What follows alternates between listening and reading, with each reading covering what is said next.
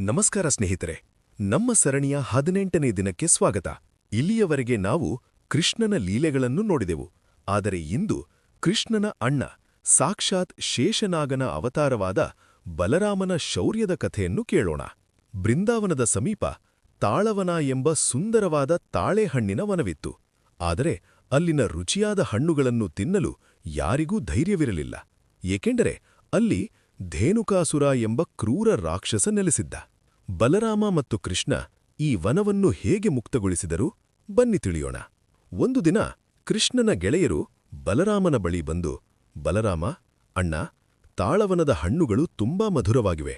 ಆದರೆ ಧೇನುಕಾಸುರನ ಭಯದಿಂದ ನಮಗೆ ಅಲ್ಲಿಗೆ ಹೋಗಲು ಸಾಧ್ಯವಾಗುತ್ತಿಲ್ಲ ಎಂದು ಮನವಿ ಮಾಡುತ್ತಾರೆ. ಕೃಷ್ಣ ಮತ್ತು ಬಲರಾಮರು ನಗುತ್ತಾ ಗೆಳೆಯರ ಹಸಿವನ್ನು ತಣಿಸಲು ನಿರ್ಧರಿಸುತ್ತಾರೆ. ಬಲರಾಮನು ತಾಳೆವನಕ್ಕೆ ಹೋಗಿ ಅಲ್ಲಿನ ಬೃಹತ್ ಮರಗಳನ್ನು ತನ್ನ ಶಕ್ತಿಯಿಂದ ಅಲುಗಾಡಿಸುತ್ತಾನೆ. ಮಳೆ ಸುರಿದಂತೆ ತಾಳೆಹಣ್ಣುಗಳು ಕೆಳಗೆ ಬೀಳತೊಡಗುತ್ತವೆ. ಹಣ್ಣುಗಳು ಬೀಳುವ ಶಬ್ದ ಕೇಳಿ ಕತ್ತೆ ರೂಪದಲ್ಲಿದ್ದ ಧೇನುಕಾಸುರನು ಅಲ್ಲಿಗೆ ಓಡಿಬರುತ್ತಾನೆ. ಕೋಪದಿಂದ ಕುದಿಯುತ್ತಿದ್ದ ಅವನು ತನ್ನ ಹಿಂಗಾಲುಗಳಿಂದ ಬಲರಾಮನ ಎದೆಗೆ ಒದೆಯಲು ಪ್ರಯತ್ನಿಸುತ್ತಾನೆ. ಬಲರಾಮನು ಸ್ವಲ್ಪವೂ ಅಂಜದೆ ಆ ಕತ್ತೆಯ 2 ಕಾಲುಗಳನ್ನು ಹಿಡಿದು ಗಾಳಿಯಲ್ಲಿ ವೇಗವಾಗಿ ಸುತ್ತಿಸುತ್ತಾನೆ. ನಂತರ ಅವನನ್ನು ಒಂದು ತಾಳೆ ಮರಕ್ಕೆ ಅಪ್ಪಳಿಸುತ್ತಾನೆ. ಬಲರಾಮನ ಶಕ್ತಿಗೆ ಆ ರಾಕ್ಷಸನು ತತ್ತರಿಸಿ ಪ್ರಾಣಬಿಡುತ್ತಾನೆ.